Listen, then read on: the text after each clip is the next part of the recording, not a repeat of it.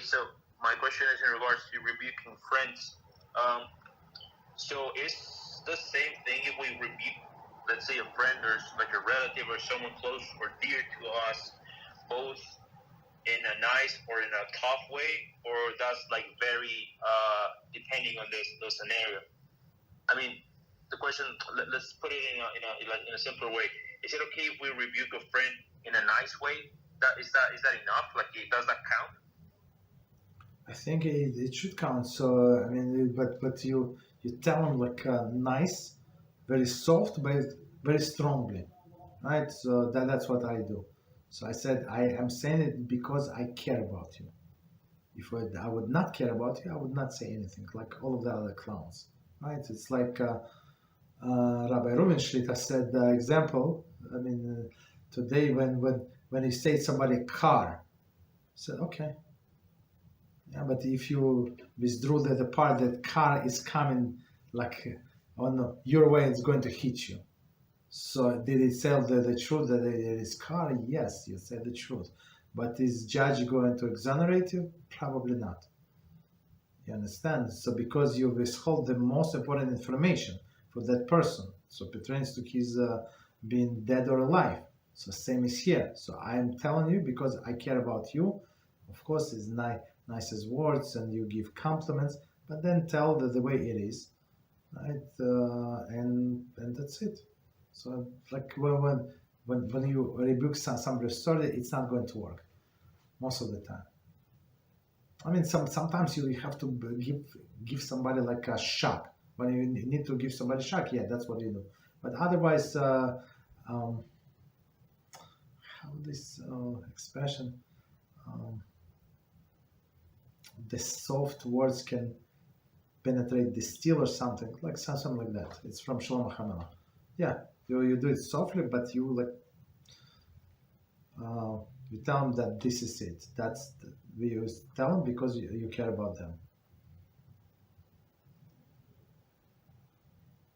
But without any sugar coating, you understand? So that's what it is. Like one person. So he said, I don't know if I told the story, problem with Parnas. I told him once, and I know that there were many people before me who tried to talk to that specific person.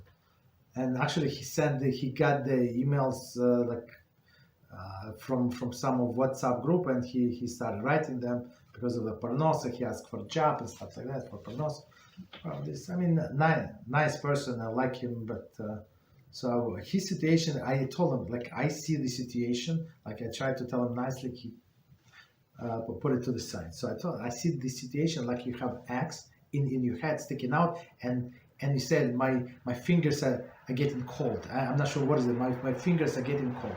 You have an axe sticking in your head. What are you talking about fingers? You understand? So sometimes you have to of course he blocked me. He stopped talking to me. I mean, it's not like we were talking, but at least the person it was shock to him. Maybe he's going to change and stop because he's doing like going down the hill very, very fast without brakes.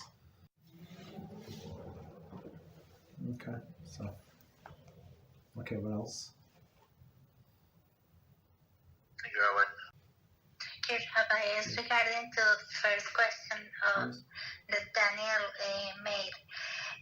If this rebuke of to friends of ours can be not a rebuke but a warning to a friend that is very near to dangerous people and doesn't realize that these people can harm them in a spiritual way. So that's the question.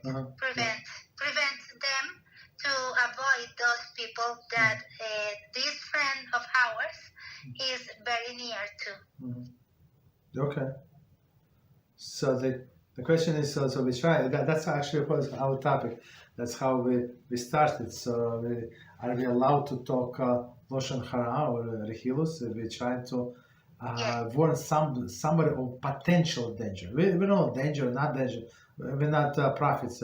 Decide that person is going to be dangerous or not, but based on our calculation, based on the circumstance, we see, yeah, most likely that person is going to be dangerous. He's going to be put our friend, somebody close to us, somebody dear to us, in danger, in spiritual danger, physical danger. As we said, today spiritual danger is much more dangerous than physical one. You understand? So of course we're allowed to warn him and we're obligated to warn him, but many times you cannot just say like this company is not good for you. So if he's been keeping company with these people, so they have a lot of in common, they have some connection.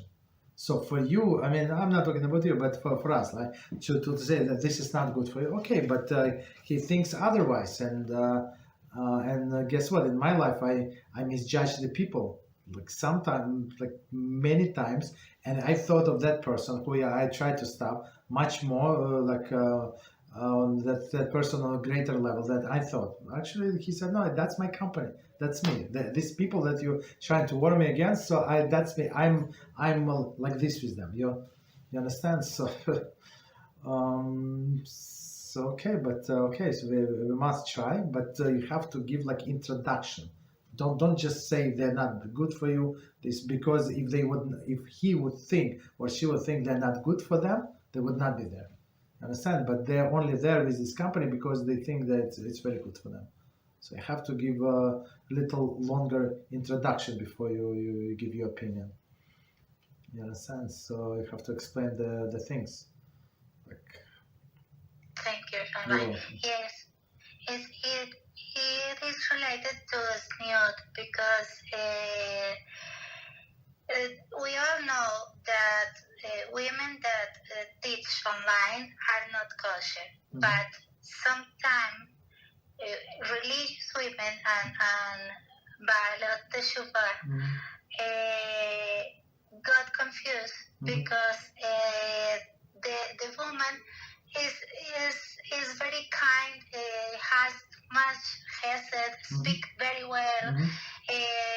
The place where she is only with women. Her channel is only with comments of women. There is no men there, apparently, but still it is online, and still. They say, I don't know if it's because we are women and say some things from heart, but say some things that are mistakes, and some of them is teach about the names of Hashem and Kabbalah and the Holy Zohar that I understand it is forbidden for a woman married or a woman older than 30 years. So all these characteristics can make worse the situation for the woman, the Baal Teshuvah that is trying to learn and be more righteous. Okay. So the question is, so what is the question? Everything you say is correct, but what is the question?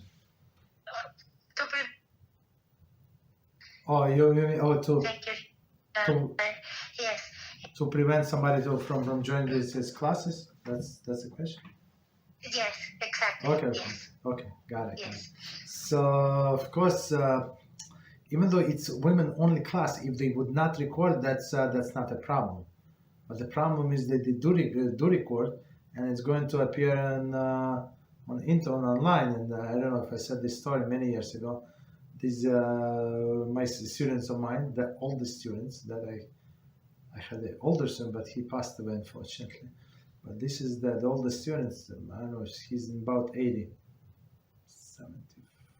something, about 80 years old. One of him visit him once a day, once a week. Very interesting. He's my class. right? And he said that he went to Shabbaton, okay, and he said, but it was so he told me all of the experience about Shabbaton, and he said there was one Rebbetzin, like she spoke so very. I said, you normal? You went to the Rebbe? Yeah, he said there were many women.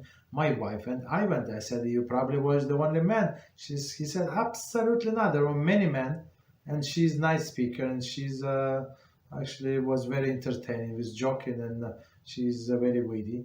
So that's that's the problem. So she likes the attention of men.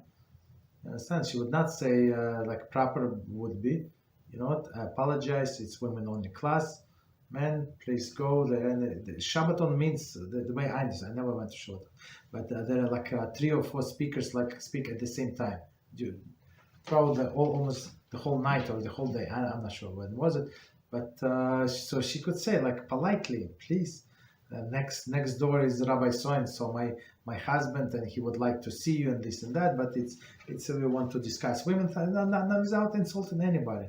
So, but that's the problem. They like attention, and they should not teach. Women should not teach because why? Because it attracts men, and women say it's not for men. That's what they like. It's women only. That's what Rebbetzin speaks, and it says clearly. So women should not speak publicly. Why? Because even like not teach, but she has some things to say because men are going to look at her, and even she's dressed modestly does not make any difference. So men would look at her like in other ways that the women would. You understand? That's the reason. And in Hasidic family, women in different rooms. That's it. So they enjoy here, they enjoy there. There is no problem. So we don't intermingle. Especially family, yes, family sits around at the same time. But if cousins come, okay, cousins come, women to a different room. That's it. So not to give anybody any ideas, like not to put in anybody like to anybody's head. So and men know worse than women, and even women's subject men also know. But if she needs to consult directly with Rebbetzin, okay, she can consult directly with Rebbetzin. So, but all the general subject, even Tarat Mishpacha, men can teach.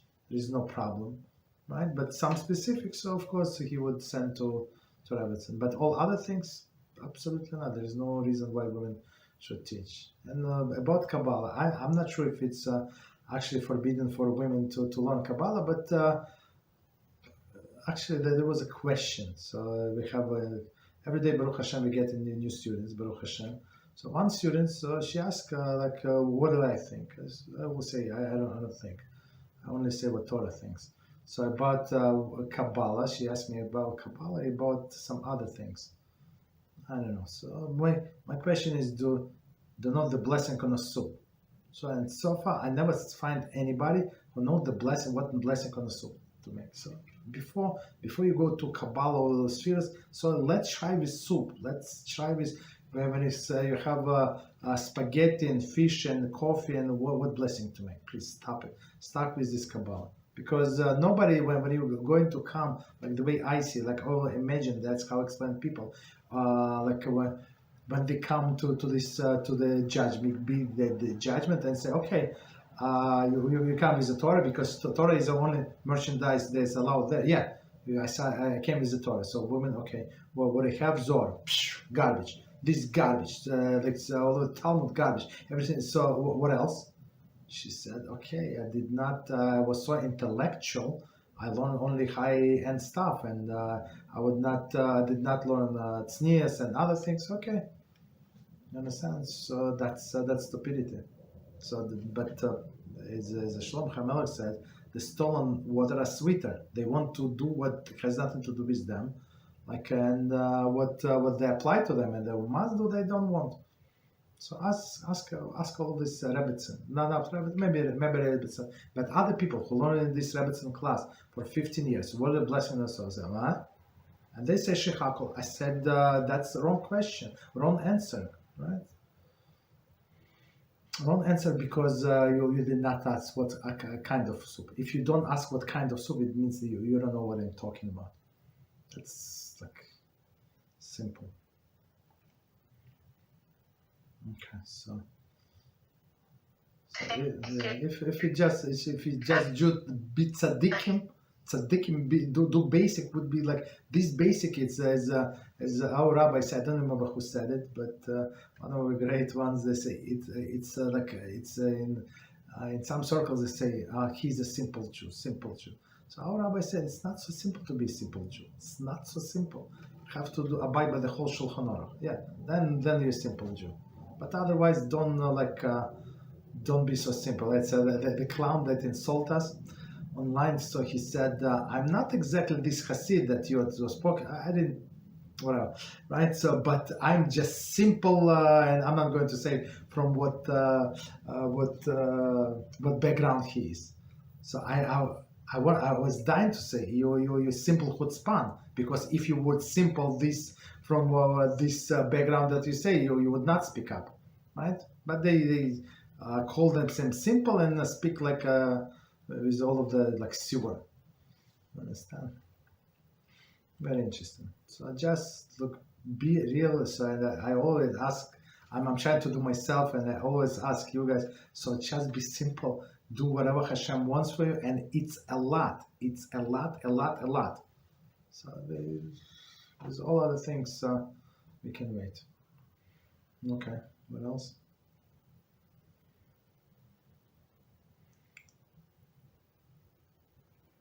Alright, so in my class, we have usually joining all of the classes on Hashem and Rabbi. Of course, everybody should go to Rabbi Reuben Shlita, but sometimes from other classes they ask me like demand that we should have a class, because we had like for I don't know past how many years.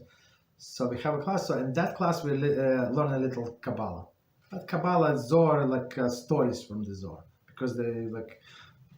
I mean, they're very simple and very deep, so it's not like high end, but very, very like interesting, entertaining. You can learn a lot. So, but it's only once a year on that special line. But otherwise, many things are there that we have to cover. Okay, what else?